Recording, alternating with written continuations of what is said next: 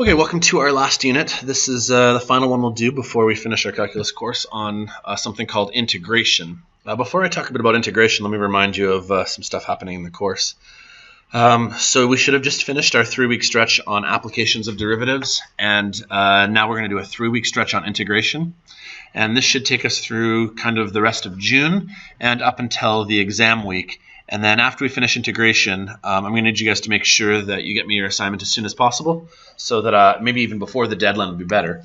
I know you have until the Friday of week 3, but if you can get it to me before then and I can mark it and get you your feedback, that would probably help a lot with preparing for your final exam, because then sometime during that final exam period you've got a final and it's worth 40%.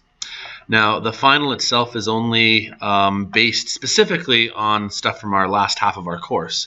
But it's not like you can forget how to do the first half of the course. Like, you can't just stop knowing the chain rule or stop knowing how to do derivatives. So even though I'm not going to specifically test on the first three modules, you should really study the whole year. So the idea then would be that hopefully you finish this assignment fairly quickly so that you can get on to studying for your final, because 40% is a pretty considerable amount. So, okay, that being said, let's talk about our final unit. This is called integration. And integration is basically the opposite of differentiation. Differentiation is finding a derivative, d over dx, for some sort of function. Right? This is a derivative, and derivatives are used to find slope. Well, integration is the opposite operation of that. And differentiation is often used, this symbol right here. It's kind of a stylized S. Sometimes it's drawn like this with a little bit of a hook to it. Sometimes it's a little bit more subtle there. Sometimes we actually put numbers in the top and bottom locations. We'll teach you about that over the next little while, but that's the basics of integration. So today's topic is actually a fairly long one. I might have to even split it into a couple of different videos. But I do want to put it all together because it's really all on the same thing. The concept today then is how to do integration, and then how to use something called the fundamental theorem of calculus, which is often abbreviated as the FTC, fundamental theorem of calculus. So let's get going here. An antiderivative then is basically integration. Antiderivative is a function that's present before it was derived. So what we're going to do is we're going to be given what is a derivative, and we're going to be asked to find, well, what was it before it was derived?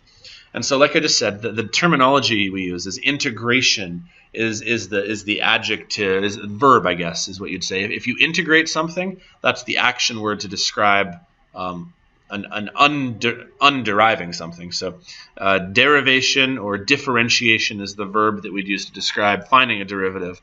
Finding an antiderivative involves integrating. So other terminology I want you to know is that if f of x is your function, if you want to find that antiderivative or integral, we often use capital F of x as notation for this. So let's try an example. 3 examples, in fact. We're going to try to find the derivatives of these functions here. And then once we find the derivatives, we'll talk about processes to find antiderivatives. So on this one, for example, if we want to find the derivative, the y prime derivative, well, pull down the exponent. It would be 4x. And then watch this. This plus 4 right here, really it derives to nothing. So I could just say it's 4x plus 0. The point I want to make is that the derivative of all of these equations, if you look at them here, the derivative of all of them is actually the exact same thing, because really any constant term has the same derivative, right? Whether or not the constant term is a 4 or a 24 or an 865, in all cases it derives to 0. So that's actually the first point I want to make, is that we can calculate multiple derivatives based off of different equations. There's more than one equation that can get you the same derivative. Well, that has some pretty big implications when you're trying to solve for what the antiderivative is. Because if you want to find the antiderivative, which, I'll go to the slide here. This is the point I want to make here, is that when you have a constant value, we don't know what that constant would have been. If we go from here to here, and here to here, and here to here, that's known as deriving, or finding a derivative, or differentiation. But what we're going to do now is we're going to go backwards from here to here, and here to here, and here to here. Which means that if your derivative is 4x, your original your antiderivative, is going to be a 2x squared plus an unknown number. That number could have been 4, or it could have been minus 24, or it could have been 865. It could have been any of these numbers here. And so we have no idea what that number could have been, because in all of these cases you had the same derivative, but when you go backwards it could have been one of anything. So the point here is that we have an unknown constant value, and we often write it as c. So the right way that we normally write this one here is that you'd say your antiderivative is 2x squared, and there's an unknown constant. We don't know what that constant would have been. It could have been this number or this number or this number. And so we have to kind of have an unknown as part of our antiderivatives, which is a bit of a change. So because of that, we actually call it an indefinite integral, meaning that we don't actually know which one it is. It could have had a constant term of 2 or 5 or 7 or minus 765, anything along those lines.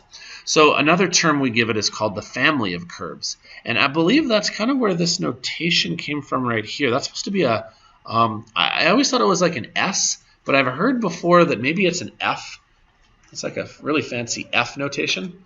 And the F refers to the family, because your derivative could be, well, could have any of those unknown c values. So this is another notation that you have right here where your antiderivative uses this symbol here to indicate that this is how you're going to antiderive this. And then the dx right here is kind of similar to how you have the whole dy over dx notation here. The dx is actually, it's brought up to this side right here, indicating that x is the variable that you're antideriving with respect to. Because it's actually possible to antiderive with respect to different variables. So what we have to learn now today is how to reverse all these processes. We have to undo a power rule, undo a chain rule, undo our trig identities, and sometimes this becomes very complex. I remember very specifically for myself when I got to learning antiderivatives in university, and it's where I hit a wall for the first time, where derivatives were very straightforward. Pull the power down in front or memorize some different rules. Antiderivatives are challenging and complex because sometimes you have to undo the work you just did. So now here's the good news though. You are always able to check your work, because if you can antiderive something, well, to check your work, then just derive it again, and if you get back to what you started with, then you did it correctly. But I want to forewarn you that this unit ratchets up the complexity even more. The application section is quite challenging due to its own circumstances. Word problems are not necessarily everyone's favorite. This next section is another level up. It becomes even more challenging to do the opposite of what we've been doing now. So let me walk you through some examples. So that's the best way of sometimes starting off. So the first example here is going to be x to the 3 minus 2x squared minus 2. And we're asking you to find the antiderivative. So we want to figure out, well, what was this before it was derived? So imagine that this is the derivative now. Well, f of x, the way we solve it is we use this notation. We use the antiderivative of of what you've got there, and then we usually throw a dx there to indicate that x is your variable. Well, what this means is that we need to take the antiderivative of x to the 3. We need to subtract the antiderivative of 2x squared, and we have to subtract the antiderivative of negative 2. Essentially, we have to antiderive each of these different pieces. So we have to consider, well, how in the world would you get to an x to the 3 if you were deriving? And if you kind of undo the power rule, you'd have to say, well, you need an x to the 4. Because what would happen is your x to the 4 would come down in front, and then it would drop down to x to the 3. But here's the problem. I can't leave this as x to the 4, because I know that if I were to derive it, x to the 4 derived gives me 4x to the 3. But I don't want 4x to the 3. I would just want x to the 3. So the way we solve this is we divide by 4. Because hopefully this makes sense to you. When you pull the 4 down in front, it drops down to the 3 that we want right here. And then that 4 that would have dropped down in front would then cancel the 4 that's on the bottom. So what ends up happening is when you want to figure out your antiderivative, rather than drop the exponent down, you increase the exponent, but then you divide by that new exponent. So on this one right here, what I'm going to do is I'm going to increase my exponent up to a 3, and then I'm going to divide by 3. Because if you can do this in your head, what's happening is the 3 is going to come down in front. It'll cancel by the 3 on the bottom, which is why there's only the 2 left. And then this 3 drops by 1 down to the 2 that we need. Oh, I seem to have done a double negative here. Hopefully you caught that already. There should be an extra negative there. Okay, so then how do you deal with 2? Well, 2 is probably the easiest one of all. 2 just means you need to throw an x on, right? Because when you derive 2x, it derives you back to the 2, right? So when you don't have when you don't have a variable, if you're just working with a constant term, just throw that on. But this is actually not correct. This is not my full derivative. There actually has to be a plus c on the end, and every indefinite integral has a plus c on the end because you don't know what the constant term would have been. This could have been a 4, which derives to 0, which is why there's a plus 0 on the end there. Now this is different than this 2 right here. This 2 right here had to get upgraded back to a 2x, but there also could have been like a plus 7 or a plus 17 or a minus 26 or a plus pi over 2. I don't care. But there could have been some sort of constant on the end here that when you derived it, it turned into a 0, and that's why you don't see something there. So long story short, make sure that you always include a plus c on an indefinite integral. Now, it becomes a little bit more challenging when you get to these ones right here. So let me talk about how to do something when you've got exponents that are negative, or another way of looking at it is you've got them on the bottom of a fraction. Because really what I need you to do is antiderive 2 over x, and I also need you to antiderive 1 over x squared.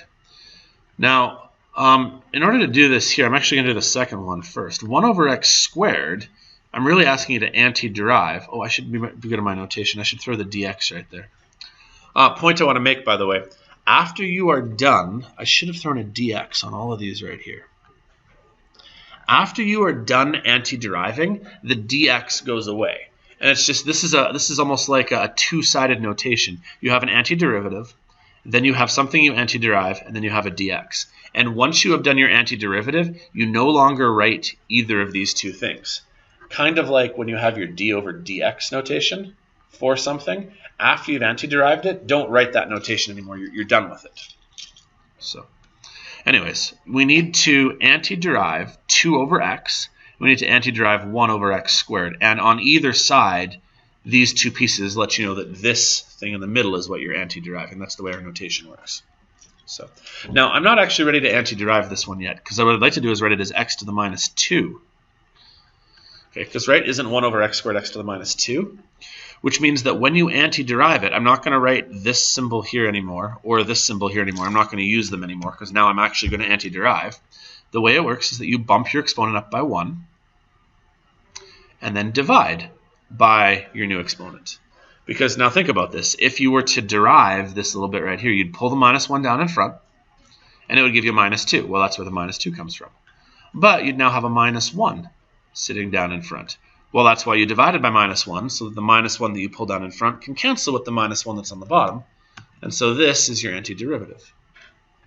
Now, that works really great for this one right here, but for this one right here, if I want to antiderive 2x to the minus 1 with respect to x, well, the way that would work then is it would give you 2x to the 0 over 0, and that doesn't really work because you can't bump the negative 1 up to a 0 and then divide by 0.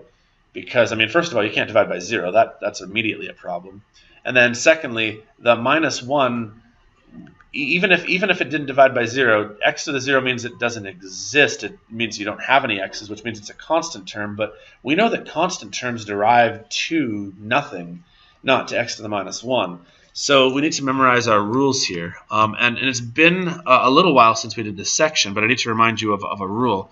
When you take the derivative of a natural logarithm, the answer is 1 over x.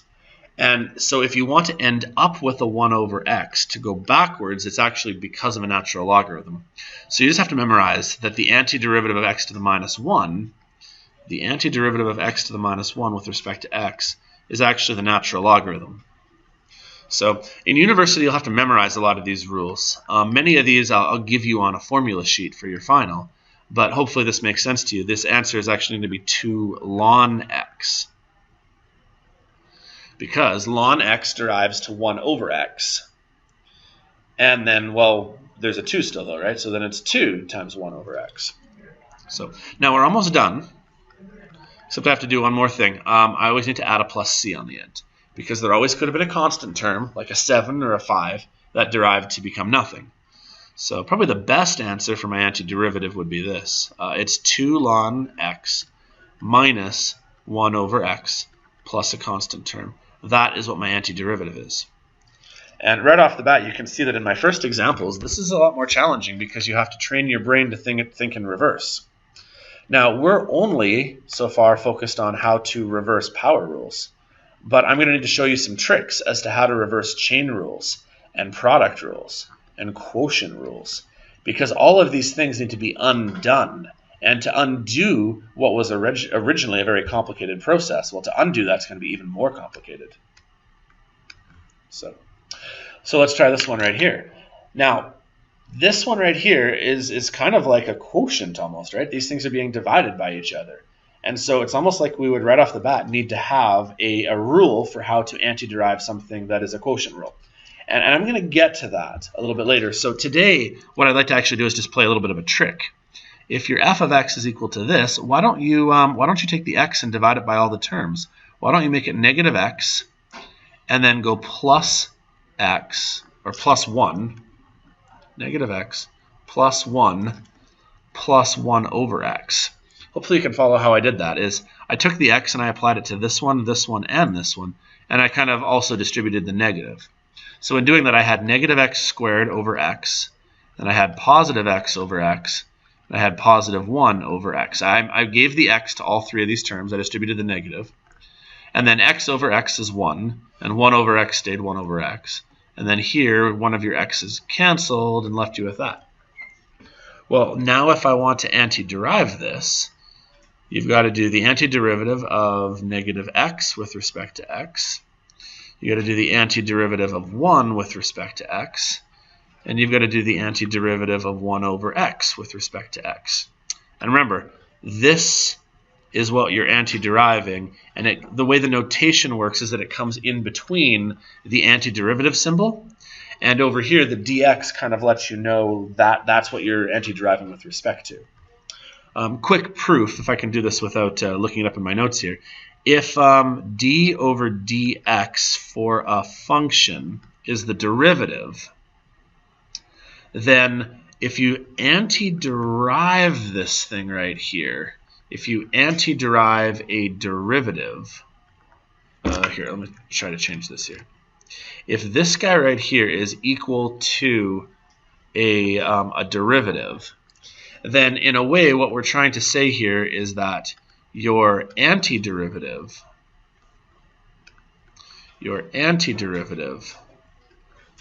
is as though this guy was the original. I don't know if this proof makes a lot of sense because I'm doing it a little bit earlier than I wanted to.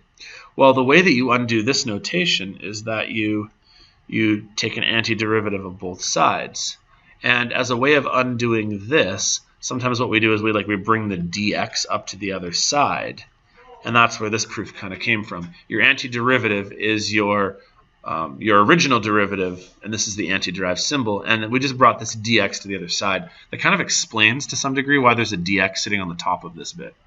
But I think I have a slide of that later in our notes, so I can show you that proof again later. So okay, let's keep going here then. So if you antiderive negative x, it's going to be negative x squared over 2. And if you antiderive a constant term, it'll just be 1x. And if you antiderive 1 over x, we've now learned that's the natural logarithm. But we're not done. You always need to add on a constant term. And there, that is our antiderivative. So, basic rule. Increase the exponent by 1, divide by the exponent. If it's a constant term, just throw on a dx, right? That's really what this does here. That's what this notation here is for, if I can talk about that. This dx right here lets you know what variable to use. Because if I asked you to antiderive 7 with respect to y, then the answer is 7y. And if I ask you to antiderive pi with respect to a smiley face, then you have pi smiley faces. So this piece right here is very critical. It seems kind of silly because you're like, oh, why do I have to write the dx every time? But it's so critical because it tells you what variable you're using. Now, if you already have x's, like in this one and this one, you probably don't care. But if you have a constant term, you have to know what variable you're attaching to it. So 1 becomes 1x. If this was a y, it would become 1y. Okay, well, now we need to work on how do you antiderive exponents? How do you antiderive your logarithms? How do you antiderive your sine and cosines? And again, the word we use is integration. Integrate is the action word, the verb. So we need to kind of reverse this in our minds a little bit here and think, well, how do you get e to the x? Well, remember your derivative. E to the x derives to e to the x. So really, if we want to find the antiderivative here, we need to antiderive the 2e to the x, and we also need to antiderive the sine x. Well, if e to the x derives to e to the x, then really isn't this guy just going to be the same thing? 2e to the x is going to derive back to 2e to the x. That one's pretty good. But here, sine. Well, now we got to consider what derives to give sine, and the answer is that cosine derives to give a negative sine. So it may actually be better for me to make that a plus and put the minus right here, because if you just look at any old formula sheet, negative sine turns back into cosine. So I can just say that this must have been a cosine. So now consider this. 2e to the x, if you were to derive it, would give you 2e to the x. Cosine derives to negative sine, but there also could have been a constant term. This is our antiderivative. So for the most part, when we first learn about derivatives, we more or less just use common sense and intuition, and we just logically look at it. And we would say, oh, okay, if cosine derives to sine, then I say, well, this has to go back to that. If you end up with, like, say, a secant squared somewhere, if you see one of those, well, then you'd say, hang on a sec, didn't a secant squared come from deriving tan? And so then you'd replace it backwards. So you'll have to, like, reverse engineer this a little bit. So let's try this one now. Negative 2 cos x plus root x minus e to the 2x. We've got to figure out what this one's going to be. So the antiderivative means we got to do this 3 times. We have to antiderive minus 2 cos x. X is our variable. We need to antiderive, let's call it x to the 1/2. Again, x is our variable. And we have to derive e to the 2x, again, x being our variable. So I got to do this 3 different times. Well, ignore the 2 right now. How do you get a negative cosine? Well, even just ignore the negative as well. How do you derive and end up with a cosine? Well, isn't the rule that sine derives to cosine? Right? Isn't the derivative of sine going to give you cosine? So if you see a cosine, it antiderives back to sine. So this cosine right here is going to give you sine. So it means it better be negative 2 sine of x. That's what would have given you a negative 2 cosine. Now, for this next bit right here, this is again just a power rule. Right? A power rule basically then just means, well, bump the exponent up by 1 and then divide by your new exponent. Because, right, if you brought the 3 over 2 down in front, it would then cancel with this 3 over 2, so there's no fraction anymore. And the 3 over 2 would drop by 1 to become 1/2. Now, no one would write it in this fashion right here. They would write it like this. They'd write it as 2 over 3. Because if you bring 3 over 2 down in front, I'm just going to pretend that I did that. If I bring 3 over 2 down in front, hopefully you can see that if you have a 2/3 waiting for it there, then it cancels. So you end up actually timesing by the reciprocal is how you deal with a fraction. If you bring down a 3 over 2, you make it a 2/3. If you had a 1 over 4, have a 4 over 1 waiting for it. That way it can cancel. Now, for the last one right here, we almost have to undo a chain rule. Because what's going to happen here is that if you ever had e to the 2x and you derived it, it would give you e to the 2x, but then it would times by 2. Right? E to the 2x derives to e to the 2x, but then you have to chain on an extra 2, which means we almost have to undo that. And the way you'd undo that is by making your derivative e to the 2x divide by 2. Because what would happen is when you actually derive the e to the 2x, it gives you e to the 2x, which is what you need, but it would chain on an extra 2. But by preemptively dividing by 2, I'm kind of waiting for it. I know that there's going to be an extra 2 that should get chained on. By putting this 2 right here, then it can get me back to where I started. Plus c. Don't forget about that plus c. For indefinite integrals, that's necessary. And I will dock you marks, and the university professor definitely would, because it's an important concept to recognize that there could have been a 7 right here, or a 3, or a negative 200. And it derived to 0, which is why there's like a plus 0 sitting there. So, okay, hopefully you're able to follow that. Like I've been saying as we've gone through the whole year, ask me questions. If I'm starting to lose you, and everyone usually gets to a spot where they hit the wall and they go, whoa, that didn't make sense anymore. You got to make sure that you have a coping strategy for how you're going to get help. In university, that means a study group or asking a professor, or if there's a tutorial class you can go to ask for help. Make sure that you have somewhere that you can go to get help if I start to lose you on things. So, okay, so this slide right here, you got to consider that unknown value of c for all antiderivatives, because it's what makes it that indefinite integral. Please do not forget to do the plus c. So what I want to show you here then is a whole bunch of different notations. I think this is the proof that I was trying to do earlier. If your derivative is supposed to be equal to f of x, but you want to antiderive it, I'm going to throw an antiderive sign on both sides. Well, what ends up happening is when you antiderive, what we're going to do is we're going to bring the dx up to the other side over here, because the antiderivative is given the symbol of capital F of x. And so this is kind of like that proof I was trying to do earlier there, trying to show you why you need to have this symbol right here and this symbol right here. The symbology is actually on two different sides. You don't just use a d over dx. You have to have the integration symbol, but you also have to say what variable you're using. Now, if you work with an indefinite integral, you always have to add plus c. But the fundamental theorem of calculus is what we're going to talk about next here, which is where you have a definite integral, where what ends up happening is we're going to actually put some numbers on the sides, on the top and bottom of our antiderivative sign. And it's going to let us know where we're looking to derive from. Now, I need you to consider for a second how a derivative works. A derivative works in that you're looking for a slope at a specific location. Right? If you were to find the slope of a graph, here's a graph. I'm going to try to find the slope at a certain location, just this spot right here. And so sometimes I might have asked you to find, like, say, f prime 2, which means we'll find the slope at the value of 2. Well, when you're finding an antiderivative, one thing that we're going to talk about later is that the antiderivative actually finds you the area underneath a curve. And if you've taken physics, you might already know this, is that the area underneath a graph is sometimes a relevant thing to look for. It's kind of the opposite of finding a slope. Now, the area underneath a graph has to be found between two locations, which is why when you work with derivatives, we don't work with just one location like we do slope. You actually have to find two locations. You have to have a starting and a stopping point for where you're going to find your derivative. And so the bottom number is the starting spot, and the final number is the ending spot.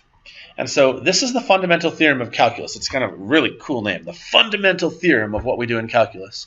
And basically the concept is if I look for two different values, you have to find the antiderivative and then plug in the furthest, the largest value you have, and you have to subtract the smaller value you have, and that's known as the fundamental theorem of calculus. And I'm going to show you in the next lesson that this is really a way to find the area underneath that curve. But yeah, basically what you're going to do is you're going to plug in values, and it's going to give you a number, a numerical value.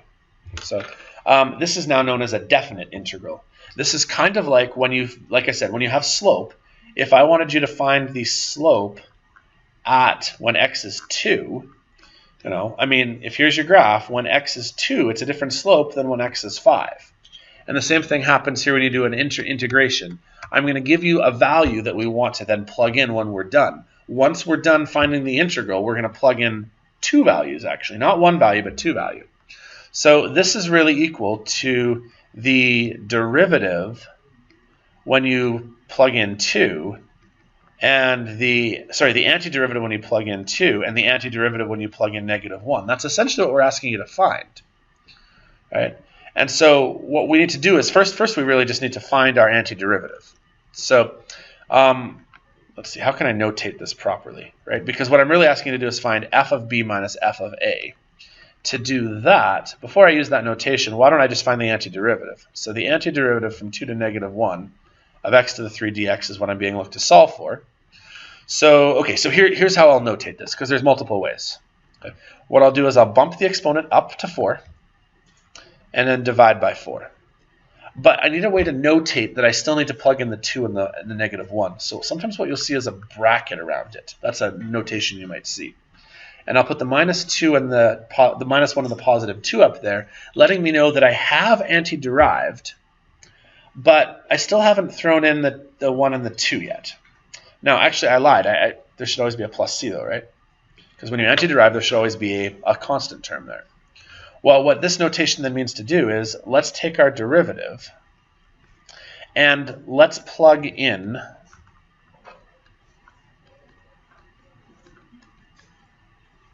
let's plug in 2 for the x right here, and let's plug in minus 1 for the x right here. So when you want to solve for certain values, you actually have to do it twice.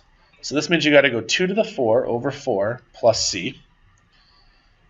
Okay, so that's basically, you know how when you do f prime 2, then when you're done, you plug 2 in for your variable? That's what I'm doing here. That's the same concept. And I'll plug in negative 1 to the 4 over 4 plus c. Now here's one of the really cool things, though. The c's ends up canceling. So when you work with an indefinite integral and we don't know what values we're going to plug in, then you have to do a plus c. But when you work with a definite integral and I actually give you some values for x to plug in later, the c's actually cancel, right? Because there's a c right here, and you're subtracting a c right here. So what you're left with is 2 to the 4 over 4 minus 1 to the 4 over 4, which means that just in derivatives, you calculated the slope. This is actually the area under a curve. And I'm going to prove that to you in our next lessons. But for right now, I just want to show you how you do it. 2 to the 4 is going to be 16. And then 1 to the 4 is going to be 1. So your final answer is 15 over 4. And this is kind of like finding a slope, right? Once you're done finding your derivative, you plug in a value. Well, once you're done finding your antiderivative, which was right here, I'm going to plug in 2 values. So the notation we sometimes use is this thing right here, where you do like a bracket and a 2 and a 1. And it kind of indicates that you're not quite ready to plug in the 2 and the 1 yet, but you have taken your integration. So let's try another one here. I'll try to do a better job of notating this. What this means to do is to antiderive sine. And what derives to give you a sine? Well, sine came from cosine, except cosine gives you negative sine. So if we're going to antiderive this, I'm going to need it to be a negative cosine. Right? Think about this here for a second. Cosine derives to negative sine, but I want positive sine. So if a cosine gives you negative sine, but there's another negative in front, it gives you sine. But I'm not quite ready yet to plug in my values into the fundamental theorem, so I'm just going to do this. That's a good way of notating that I'm not quite ready to plug in my values yet. I know the values are right here. We're not there yet. Now, I'm actually getting ahead of myself, though, because I always forget this on definite integrals. Technically, there's a plus c here. And then this is the stuff that we need to plug in 2 pi and pi for. So we take the larger value, and we do cosine of 2 pi plus c, and we subtract the smaller value. You do the top one minus the bottom one. But the cool thing is that this c and this c cancel because they're being subtracted, right? Which is why at a certain point we don't write the plus c anymore because we know it's going to cancel. So to solve for this, I need to do this. I need to do the negative cosine of 2 pi, and I need to add the cosine of pi. Well, now you just need to know what those values are. Cosine of 2 pi is actually 1, and cosine of pi is actually negative 1. And hopefully you know that by knowing what your cosine graph looks like, right? Cosine looks like this. At 2 pi right here, it's 1. And at pi, it's negative 1. But don't forget, there's this negative out front, so it means that your final answer is negative 2. Now, I'm going to be able to explain this a little bit better when we get to the purpose and the reason behind how this works into the area under a curve section. But long story short, this is like finding a slope. right? When you find a slope, you find a derivative, and then you plug in a value. I'll tell you, find the slope when x is 7. Oh, look, the slope is -2. Only this is like the anti-slope. And we'll discover anti-slope is actually area under a curve, but you should get a numerical value when you're done. And this numerical value no longer needs that plus c because these plus c's will cancel. So this is a slide just to kind of show you that the same properties for limits and derivatives apply to integration. And I've been doing this kind of as I go along. You know how limits can be have certain rules where you can add and subtract and multiply and divide them? Well, you can do the same thing for integration if you have a constant term. If you want to, you can pull a constant term out front. So if I asked you to antiderive, like say 2 sine x, if you want to, you can just pull the 2 out front and have that not be part of the integration sign. And I actually did that already. I did that back, oh goodness, where was that? I just did that naturally. Right here, this -2, what I could have done is made it -2 and then antiderive cosine x. And I could just have the -2 get pulled in front and just worry about deriving the cosine because constant terms are just multiplied anyways. So that's what I wanted to show on this slide here. Okay, so I've got a few more examples. I want to see how many more I've got. Okay, so I've got 4 more examples. What I think I'm going to do is my time is running out for this class. So I'm going to merge this video with the second video. And I'm going to come back and I'm going to do this example, this one, and this one. And all of these are definite integrals. So what's going to happen... actually, sorry, not this one. This one's not definite. This is back to being indefinite. So this one will still have a plus c on the end. But when I do this example, and this example, what I'm going to do is I'm going to use that notation where I put a bracket around it and a 4 and a 1, and that'll let me know that I have to plug 4 in to this, and then I'm going to subtract the same thing with 1 getting plugged in for all of my x values. And when I'm done, I'm going to get a numerical number. And that's what we're going to discover about area under a graph. I'm going to show you that in the next topic, in topic 2. So I'm going to pause right now. You guys won't know there's a pause, obviously, but I'm going to do the rest of the video in another snippet. So. Okay, so I'm merging these last couple of examples with my previous video just because I ran out of time. So that's why there's kind of a transition here. But let's get right into it. What we're going to do is we're going to try to find the indefinite integral for this. And like I've been saying in the last little bit of the video, you just kind of need to be able to work backwards. Now, the first thing you can do is you can separate this. So you have to find the antiderivative of 6x squared with respect to x. And then you can find the antiderivative of the cosecant squared x with respect to x. Now, you can just kind of do this in 2 different sections. Similar to your Leibniz notation for deriving, this just lets you know what you still have yet to antiderive. And one more thing I'm going to do here, I'm going to take that 6, and if you really want to, you can just pull the 6 out in front, because it's a constant. And just like with other constants, like I had on this slide here, you can pull constants in front of limits and derivatives, so you can pull them in front of antiderivatives. So let's do our antiderivatives. Now, the first one's actually pretty straightforward. We're going to do x squared is going to become x to the 3 over 3. Right? The rule to undo a power rule is you bump the exponent up by 1, then divide by that new power, which means that this is going to be 2x to the 3.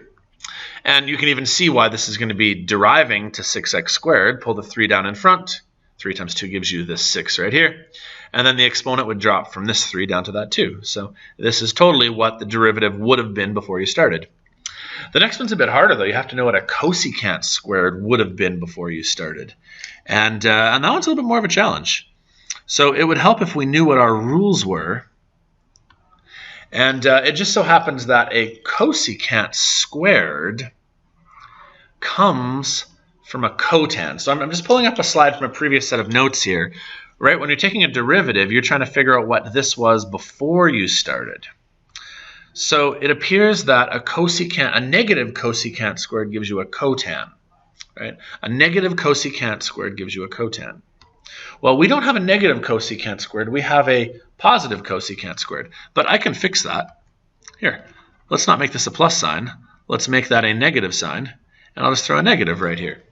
Well, now, I mean, and this is where, for right now, I'll give you these rules. These rules will be given to you always. But you're going to need to memorize these. You'll have to know that a negative cosecant squared is what happens after you've derived cotan. So if cotan derives to negative cosecant squared, then going backwards, negative cosecant squared will give you a cotan. So there's our final answer. Wait, no it's not. It seems like a really minor thing. But if you're doing an indefinite integral where I'm not asking you what these numbers are right here, the starting and stopping values, kind of like when you do slope, you plug in a value when you're done. You know how you do like say f prime x, and then you have to do it like at the spot where x is 2, and you plug 2 in for your slope value. If I don't tell you where we're looking for right here, an indefinite integral always needs to have a plus c. So don't forget that plus c. Okay, well, let's do another one here. Let's try this one here. Now, the big difference now is that we've got the 5-2 notation. So what we're going to learn about in subsequent lessons is that this is really like saying, well, what happens if we go from 2 up until 5? What's the area under the curve? And I'll prove that too in another lesson here. But for right now, if you're kind of wondering, well, what's the 5 and 2 for? It's just like for a derivative. If a derivative, I ask you to find the slope. Well, the slope is when you plug in a number at a certain point. Well, these are very similar to that. You need to know where 2 different points of an antiderivative are. So anyways, here's how you might do this. Now, there's no point in writing this with an antiderivative sign for all of them. So let's just go right to our antiderivative. This is going to be 2x to the 4 over 4. This will be 3x to the 3 over 3. This will be 7x squared over 2. And this is constant term. This is why you have to have the dx notation, because 2 is going to derive times 2 times a variable, and my variable is x. And if I didn't tell you that this was dx right here, you might think that maybe it should be 2y or 2 smiley face or 2t or 2v. So the dx here is critical. You have to write it with your Leibniz notation. Now, we actually would normally want to throw a plus c on here. However, because of the fact that we're going to do this over a domain of from 5 to 2 means that a shorthand notation has been derived where you put a little bracket around the outside here, and that lets you know which numbers you need to still apply your values over. Now, I'm still not actually wanting to apply those numbers yet because I want to do some simplifying. This could be written as x to the 4 over 2. This could just be written as x to the 3. This could be written as x to the 7x squared over 2. I guess I can't do much there. And 2x. I'm not quite ready to plug in the 5 and the 2 yet. So that's what this notation helps with. Because now I can plug in the 5 and the 2. But you know what? I realize as I plug in the 5 and the 2 that I'm going to need some common denominators here. So I may find it easier to make sure that all of these have a 2 in their denominator. Just to make it a little bit easier, because I recognize what's going to happen in the future. So maybe one more step here. I can write it as x to the 4 minus 2x to the 3 plus 7x squared plus 4x. And all of that can be over 2. And the reason why I want to do that common denominator first is that I'm looking ahead, and I recognize that what I'm going to have to do now is go 5x to the 4 minus 2 times 5x to the 3 plus 7 times 5 squared plus 4 times 5. All of that's over 2. And then I have to take that number and I have to subtract the exact same thing, only with 2 as my variable. So similar to derivatives, you can then plug in a number when you're done. It's just you actually don't plug in one number, we plug in 2. Okay, so I just need to do some calculator math here because I'm not going to do this in my head. 5 to the 4 minus 2 times 5 to the 3 plus 7 times 5 squared plus 4 times 5. Okay, so on this one here I got 570 over 2. And then I got to do the exact same thing again, but change all the 5s out for 2s. On this one I got 36.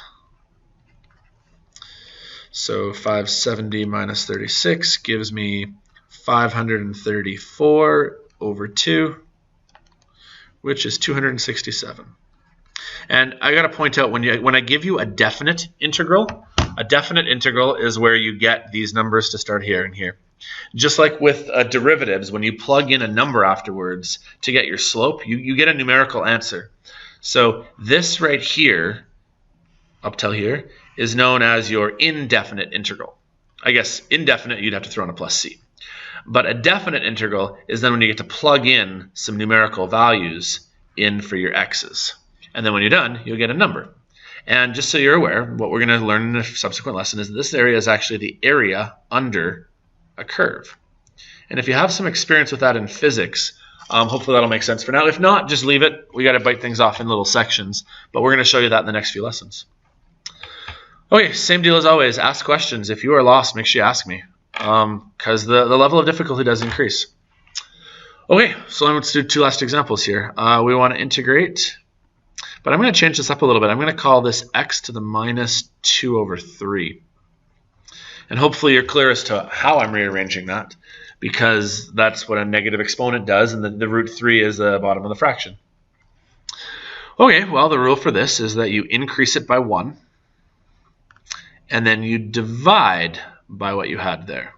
And I'm actually going to do it like that. This is what my antiderivative would be. And just to prove it to you, if you bring the 1/3 down in front, the 1/3 that would come in front as a derivative would cancel, the 3 would go away. And then we drop the exponent by 1, 1/3 becomes negative 2/3, and that's what this guy is. So there is our antiderivative. Now, normally I throw in a plus c, but I don't need the plus c because I'm then going to throw in the 8 and the 1. So that's what this notation here means. So my next step, I'm going to go 3 times 8 to the 1/3 minus 3 times 1 to the 1/3. Now, I mean, this is fine for using a calculator, I guess, if you really need to, but hopefully you know that 8 to the 1/3 is 2, because this is the cubed root of 8 is 2. 1/3 is cubed root. So 3 times 2 is 6. And then cube root 1, it's still 1, so 3 minus 1 is 3. So our final answer is 3. Right, this is 3 times 2. This is 3 times 1. 6 minus 3 is 3. All right, one last example. Now this one, again, this looks like you might need to use a quotient rule. And there are some times where you're going to have to find a way to undo fractions and undo quotients. And just like with product rules and chain rules, we're going to need ways to solve that. And I'll show you that later in this unit. Because really, for every derivative rule we've learned, we have to undo it. So you have to be able to undo the power rule, the chain rule, the product rule, the quotient rule, sine and cosine, logs and exponents. Right? Now, for the most part, power rule is pretty easy. Up the exponent by 1, divide by the new exponent. But if this was a quotient rule, I haven't shown you that yet. But I've already actually kind of shown you a little trick you can play for this. So I'm not quite ready to derive yet. What I could do is make this t squared over t plus root t over t minus 2 over t. And you'll note here, another thing I've done here is I've made these variables be t, which means this dt lets you know that t is your variable. Now, what I could still do is simplify. T squared over t just gives you t. And this one right here, this is like t to the 1/2 divided by t to the 1. This is actually t to the minus 1/2, if you know your exponent rules. And then lastly, this is like 2t to the minus 1. And I'm going to put all this in brackets because all of this still needs to be derived. Okay, well now let's derive it. T becomes t squared over 2. Up the exponent by 1, divide by the exponent. Then for this one, this is going to become t to the 1/2 times by 2. Because really I'm dividing by 1/2, but dividing by 1/2 is like timesing by 2. And then this one right here is kind of tricky. If you remember from earlier in our lesson, t to the minus 1 is a natural logarithm of t. And normally we would add c to this, but in this example here we're going to use 4 and 1. Well, this one becomes kind of tricky to pull off algebraically. Let me show you a couple of things we can do. First thing I'm going to do is I'm going to make everything be over top of 2 so I can have common denominators. So that's going to give me this as being 4 over 2. This will also be 4 over 2, which means that I'm going to have t squared plus 4 square root t. Oh, not plus, that was a minus. Minus 4 ln t all over 2. And then we need to go from 4 to 1, or from 1 to 4, really. 4 subtract 1. Okay, well, then what I can do is I can go 4 squared plus 4 times root 4 minus 4 ln 4 all over 2. And then I'll do a new color for the last one here. Then I need to do 1 squared plus 4 times root 1 minus 4 ln 1 all over 2. And really, these guys are being subtracted from each other. Well, I can do a little bit of simplifying here. 4 squared is really 16. And then root 4 is really 2. But when you times it by 4, it gives you an 8. 1 squared is 1. And then root 1 is 1. So when you times it by 4, it's a 4. So one thing that we could do is we could say we're really looking for 16 plus 8 minus 4 ln 4 minus 1 minus 4 plus 4 ln 1 all over 2.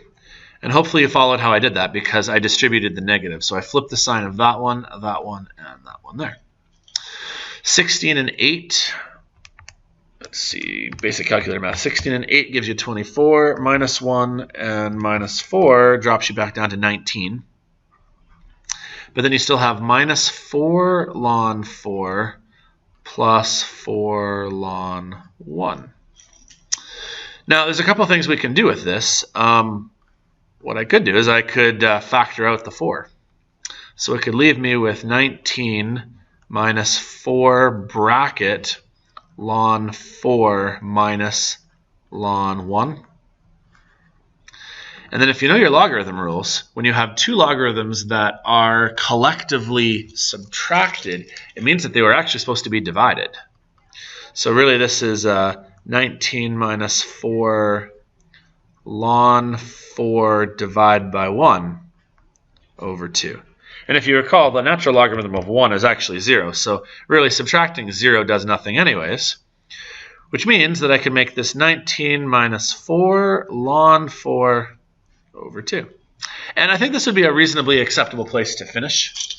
There is one more possibility. If you know your logarithm rules, you could have made it 19 minus ln of 4 to the 4. What's 4 to the power of 4? 256 over 2.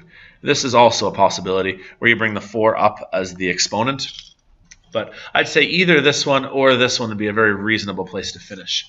And that's something that you'll always want to make sure you ask a professor or whoever's marking your work, where do you want to finish? But this would be an exact value. And that's one of the nice things about using antiderivatives, is that when we learn in our next lesson about how to find the area underneath a graph, sometimes it's not a whole number. Sometimes it's a decimal value. And if we want to find the exact amount, that exact amount could involve things like sine or cosine or natural logarithms. Okay, so a quick summary of our work. What we've learned today over the course of these two snippets that I'm going to merge together is that there's an opposite. The opposite of a derivative is an integral.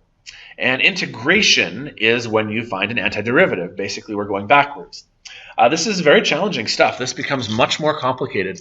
I think that there's a big jump between units 4, 5, and 6. Unit 4 was all about exponents and logarithms and sine and cosine. And I think that one's pretty reasonable. Unit 5 was all about word problems. And a lot of time kids really struggle with the word problems ones because the application is very challenging. The 6th unit, the going backwards one, this is where I remember when I was in university, a lot of my friends, this is where they all of a sudden hit a wall.